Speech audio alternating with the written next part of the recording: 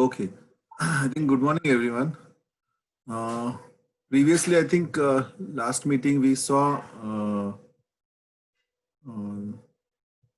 all the manifestations of some of the manifestations in cardiac patients. What happens in COVID patients when one gets COVID?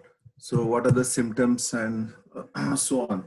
Now, let's see what are the investigations that are possible in cardiology. Although I think last time when we saw that COVID also can affect heart. It affects heart by mainly two ways.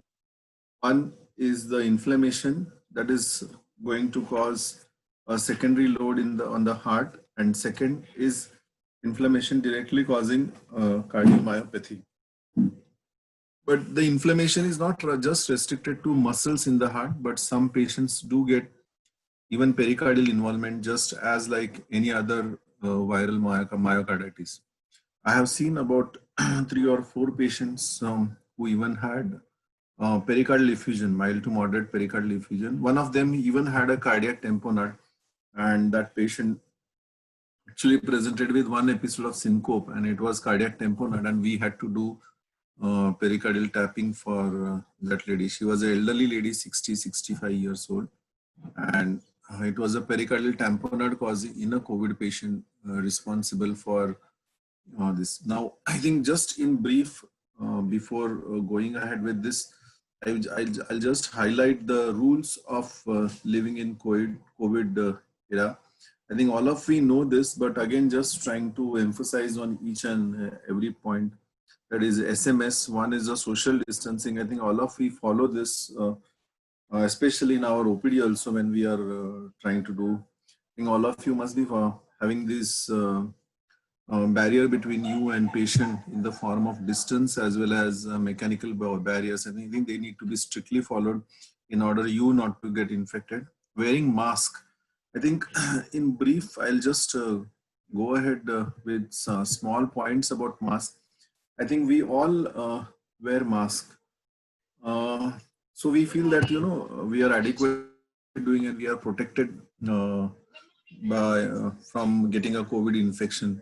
But I think certain points regarding proper mask are important. I think one of them is when we wear mask, many a times we tend to connect and wear it and just take it off sometimes in between that mask. I think that needs to be avoided.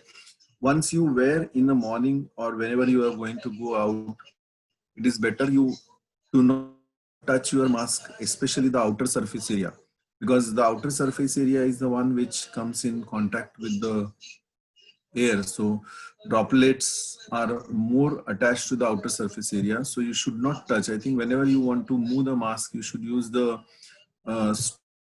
stripes of the mask to adjust your mask settings. Secondly, I think you should remove it when you come back to the home directly. So you need to have a comfort zone. So when you apply it, I think you spend some time while wearing the mask to wear it properly so that even if you are walking a little faster or doing some activity, it should not trouble you.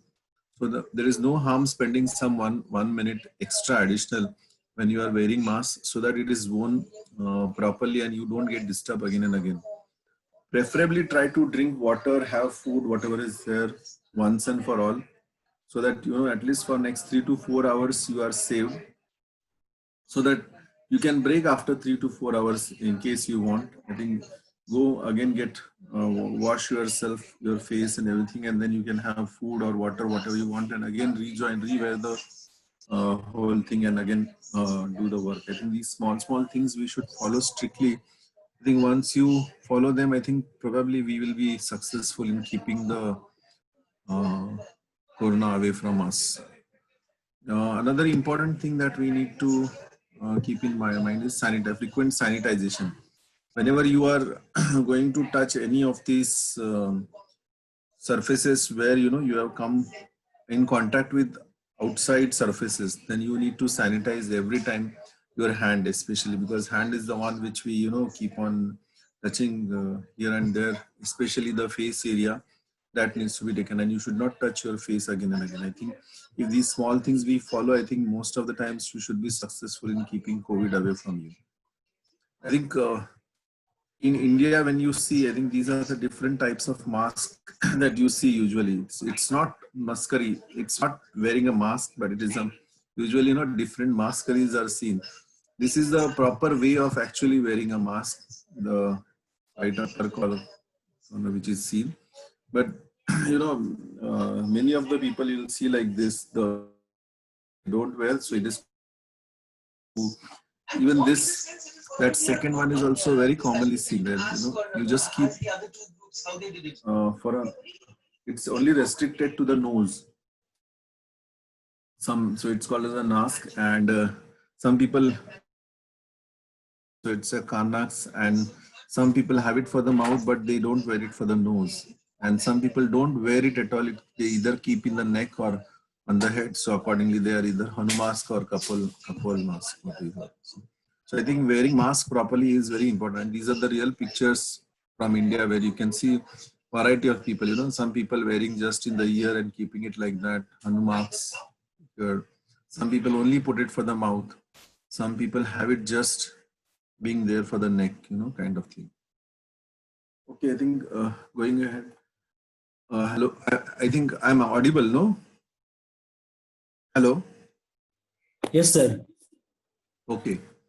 I think how this COVID affects heart. There are various case reports are being there. There is no particular randomized study that shows what is happening. Hello?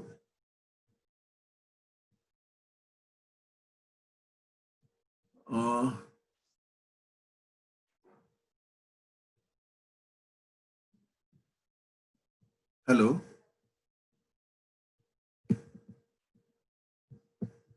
Hello?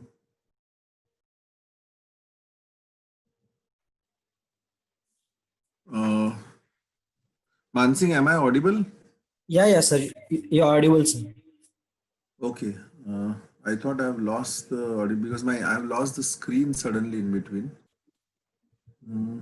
Are you able to see my screen also? Yes, sir. We are able to see. Okay.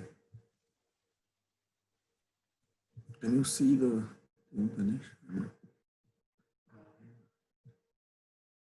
Okay. Sorry. Going back now. Yeah. So here we are. So now there is no randomized study or anything that has shown how much is the percentage of exact affection of heart problems. But there are various case reports that have been there which have shown what all things can happen with the heart. So even starting from myocarditis to even in valvular involvement in the form of regurgitations have been seen in patients. Main is what we are worried is the fulminant myocarditis leading to heart failure and cardiogenic shock. And the another important thing that occurs because of the thromboembolic events is a massive pulmonary embolism in COVID patients. So these two, which we need to diagnose in time so that, accordingly you can give a treatment. I think for myocarditis, all of we know that steroids are the choice of treatment because you want to avoid the inflammation, reduce the inflammation, and then improve the cardiac contraction. Another important thing that we routinely see is a tuberous cardiomyopathy. That is because of the inflammation or infection, patient tends to have sinus tachycardia. And this sinus tachycardia remaining for longer time leads to weakness in the muscle. That is a stress-induced muscle myopathy. It means because of the continuously contraction at a little higher rate, muscles get fatigued and then they lead to myocardial dysfunction and then cardiomyopathy. So that is called as a Takotsubo cardiomyopathy or stress-induced cardiomyopathy, what we call. Obviously, because of the thromboembolism, many of the patients do suffer acute coronary syndrome. So ST elevation MI. Recently, now when when we started functioning, we saw a lot of patients coming, young patients coming with MI. So we were a little skeptical to go ahead with the primary angioplasty in such patients because many a times they would just have a thrombus. You give heparin, you give antiplatelets, and then thrombolize these patients. And you do the angiogram. Next day, you find the angiography is absolutely normal. So this thromboembolism phenomena in COVID patient is also very common. Now, I think when we initially started in April, May, June, I think that is the area, that is a zone when we were not exactly sure whether this is COVID related or no. And many a times we would take up the patient for primary angioplasty, and then you send a swab or a ask history to the patient. Patient would just unreveal that, some patients have got history of mild fever and body ache in couple of days back.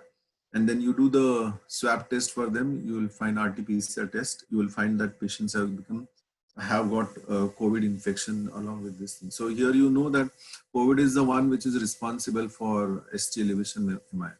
At the same time, those who have undergone coronary angioplasty, uh, even if it is old, that means some people have got angioplasty done more than 1 year back. Usually in first 1 year, risk of thromboembolism because of the de novo stent itself is also common when you lose the drugs. That means when you stop taking your drugs in initial 1 year, risk of thrombosis is very common. But as the time goes, I think we know that the risk of thrombosis goes down. But in COVID patients, those who leave the drugs, I think some patients because of the lockdown had stopped drugs on their own for a 15 days period or 1 month period, and they have come up with the risk of thrombosis. Then another important presentation is arrhythmias. As we know, it is an infection, so it can cause any kind of arrhythmia in a patient. So some patients do present with just sinus tachycardia. Some patients get atrial ectopics or ventricular ectopics, and these atrial ectopics and ventricular ectopics can produce any kind of arrhythmia. That is either VT, SVT, or atrial fibrillation. So when you see atrial fibrillation in today's setting, we have to be uh, sure that we are not dealing with COVID infection in this, because this can be just a presenting feature in COVID arrhythmia. So ECG is something that is important. Now, as we know that usually the manifestations are breathlessness, asymptomatic, and sometimes I think this breathlessness has to be revealed very nicely. I mean, used thought very nicely. I'll just share one case. There is one just recently. I had some patient who was referred to me for 2D echo. So usually when we discuss with the patient, we initially discuss on telephone itself.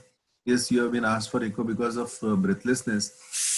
Patients will usually give you history. He's elderly and he's not going out anywhere. He never had any exposure. He has not stepped out of the house for last 4 or 5 months, and still he is having breathlessness. So we feel that it is not related to COVID. It is related to heart. This is the answer which is usually given by relations. But we have to remember in mind that although these elderly patients do not move out, but the younger generation people in the family keep on going out. So if they are harboring the infection, they can also transmit this infection, or any objects or anything that has COVID virus, if is handled by these elderly individuals, can also get uh, COVID infection if the protocol of SMS is not followed by them. So we should ask for a swab test, especially at home. First, you should check the saturation. If you find any change in the saturation, patient should go for a swab test. Or even if it is a sudden onset breathlessness, a recent breathlessness, yes, swab test is mandatory because many of the patients will turn out to be COVID positive. And even in this gentleman also, I think we asked for a COVID test before going ahead with the echo, and this patient turned out to be COVID positive. So breathlessness symptom needs to be taken very carefully in this way, in this setting, and you should not rush for immediately the investigations which are not required. So your clinical judgment has to be very strong when you are taking a decision of what investigation you are going to advise. In brief, I think just 3-4 days back, there are some guidelines which are being released by AIIMS from Delhi. So we'll just go through them in brief. I think all of you must be aware, but let's just go through this also. When in COVID patients, mild disease, I think just home isolation is the choice. Contact and droplet precautions, strict hygiene, symptomatic management. Hydroxychloroquine may be considered in high-risk patients with severe disease, and ECG should be done prior to giving the hydroxychloroquine. When to seek admission is when you have difficulty in breathing, severe cough, or as advised by the treating medical practitioner, especially patients who are more than 50 years of age, and oxygen saturation needs to be monitored all the time. Then moderate disease whenever you have respiratory rate more than 24 and SpO2 less than 94 on room. So these are the patients who are considered as a moderate disease. Anyone who has respiratory rate more than 30 and SpO2 less than 90 is considered as a severe form of disease. In moderate form of disease also you need admission, you need to stay on O2. Preferred devices is either nasal O2 or if you have oxygen concentrators if you available with you. Then awake and needs to be initiated quickly in this both severe and moderate form of disease. That is a definitive drug therapy, which is antivirals, remdesivir or favipiravir. These are the two drugs which are available. Hydroxychloroquine has now taken back one step, has gone behind. I think most of us now are preferring to use remdesivir for moderate and severe disease. Then anti-inflammatory therapy with either steroid, that is methylprednisolone or dexamethasone, needs to be initiated on day 5 or 10. You need to give prophylactic anticoagulation and at the same time send investigations. We have a COVID profile being planned. So send that accordingly. If D-dimers are high, you need to continue anticoagulation for a little longer time. And in severe form of disease, you need, along with all this treatment, you need additional respiratory support, and anti-inflammatory or immunomodulatory therapy may be required with even drugs like tocilizumab in some patients. So this is just in brief what protocol is being followed for mild, moderate and severe form of disease. Now coming to investigation. Now this is one ECG wherein you can see that there are lot of atrial ectopics, where ventricular ectopics can be seen. Can you see that?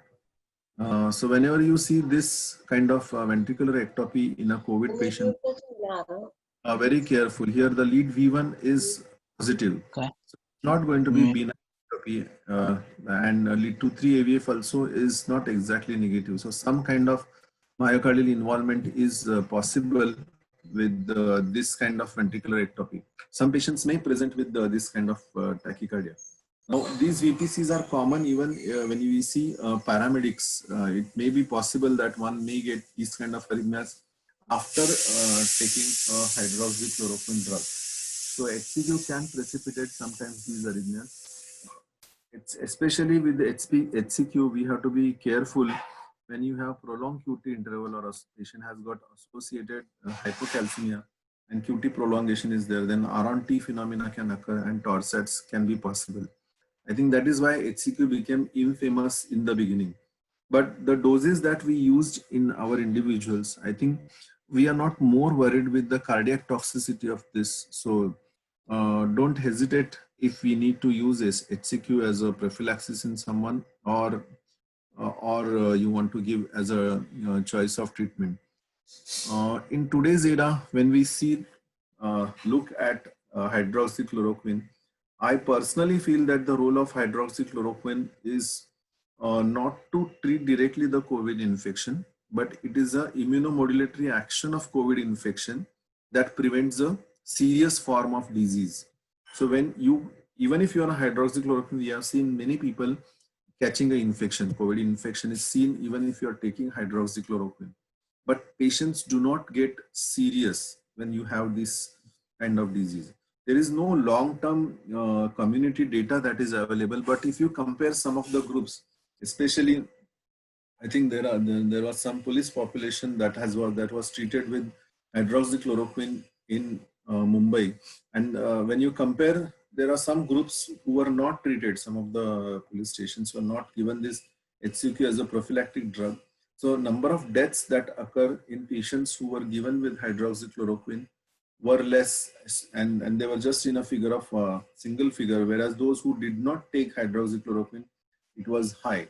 So these are the kind of comparative, some of the datas from community we can use and extrapolate this into your common practice. So I feel that it is hydroxychloroquine has an immunomodulatory action, and it inhibits the interleukin 6, and can reduce the serious form of disease when it is given. That's why I think probably once you diagnose in initial days, when the treatment protocols were formed, in initial days HCQ was given to get the higher levels of hydroxychloroquine in your blood. When you take a prophylactic drug also, I think it takes usually 15 days for its action to start as an immunomodulator action, and it is high at the end of 1 month. So you need at least 1 month period of exposure to hydroxychloroquine in order to have adequate action, and the action lasts for 40 days after you take a last dose of prophylactic dose of hydroxychloroquine. And as we said, some people do come with acute coronary syndrome, and you can see here, this is the ECG. This is one of the ECG of COVID patient only, where the patient just presented with some kind of chest pain, and it came with chest pain, and patient came with this ECG, and some patient had history of body ache, and this was actually an elderly male who was having skin malignancy, and he was on chemotherapy for the same, and used to come to the hospital for routinely for chemotherapy. And one day he came with a chest pain. Patient had some mild body ache, and at least sort of one history of fever was there, and this was the ECG seen. So when we did an angiogram, we saw that it was a left main disease in this patient, which was about 70%, and patient had thrombus, which was seen at the ostium of ostium of left main. So directly angioplasty was done for this patient, and patient got cured. So COVID patients can present sometimes as a thrombotic events in a when you have underlying coronary artery disease. We need to keep that in mind. As patients come with pericardial effusion, so mild to moderate pericardial effusions are known. If one gets tamponade, you may need pericardial tapping in this patient. They usually respond once you start with the steroids. Now, these are the common echocardiographic findings that we see when we have COVID infection. You may have significant diastolic dysfunction leading to higher LV filling pressures, IVC dilatation, and elevated mean pressure, pulmonary artery pressure, pericardial effusion. Main thing is to rule out acute pulmonary embolism, as even the Italian and Spanish series, which show, the autopsy series also show that there is a higher incidence of acute pulmonary embolism in this patient. So patients will show RV dilatation, dysfunction, elevation of mean pulmonary artery pressure, and RV failure secondary to high pulmonary pressures. Now, how we know this is by now there is something called as a right ventricular strain pattern can be calculated in these patients, and high RV strain shows that there is or high RV strain shows that it's a poor prognosis in this subgroup of individuals. So these are the various findings. As you can see that there's a LV dilatation, RV dilatation, restrictive LV filling pattern in some of the patients, and significant reduced strain in these patients. Another important investigations which we do along with the 2D echo is the transesophageal echo. TEE is usually trying to be avoided when in this kind of scenario. As you know that during TE you need to go through oral approach through the mouth, you have to go into the esophagus. So we try to avoid going in this area. You need to take full precautions when you are doing TE for any individual. So if it is mandatory, yes, you'll have to proceed with TE.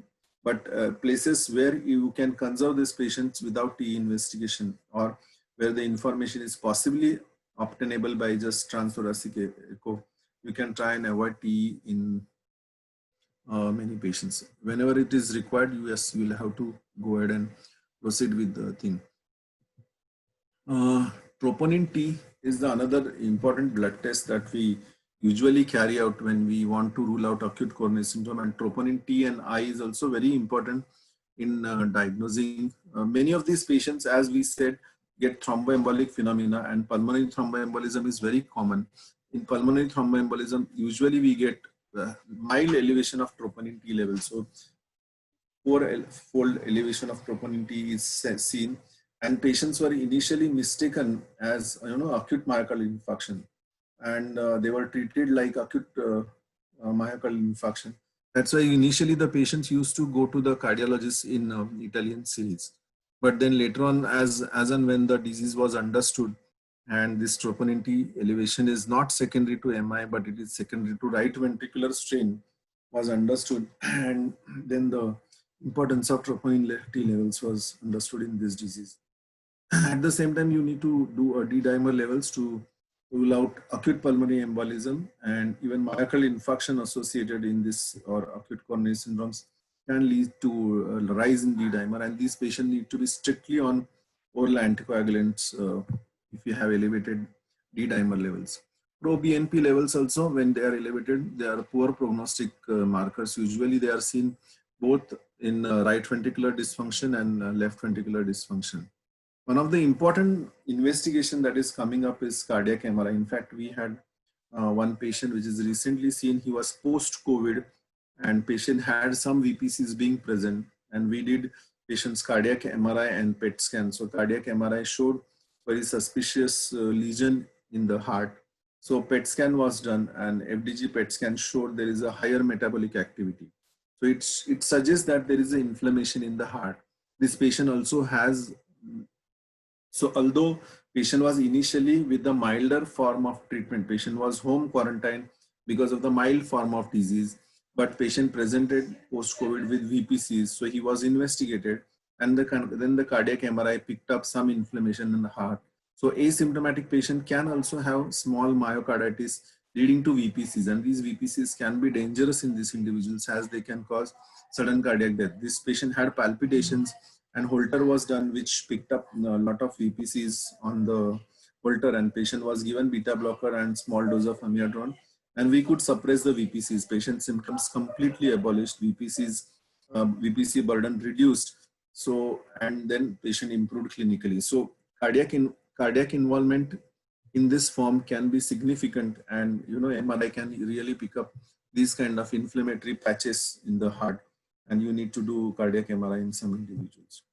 Then post-COVID, another treatment protocol that we need to remember: once you discharge, whether patient is symptomatic or asymptomatic, you need to do D-dimer levels and accordingly decide for oral anticoagulation. If patient is having D-dimers which are elevated, patient needs to go home on either warfarin, acetrom, or newer oral anticoagulants like rivaroxaban and apixaban or dabigatran. So one of the drug needs to be continued in these individuals because they prevent further risk of thromboembolism in this patient, and this needs to be continued for at least 3 to 4 months post-COVID infection. As and when time evolves, I think we'll know the guideline how long to continue and when to discontinue. And patients who are with the cardiac disease need to have additional single antiplatelet at least. So aspirin or clopidogrel can be used as a prophylactic antiplatelet drug for these patients in post-COVID infection. Okay, thank you. I think we'll stop here. Any questions we can take up, I think. I've tried to cover in brief almost everything that is possible, and some of them are really the live examples that I shared with you guys, which we have seen during this pandemic. Any questions? I think you can ask.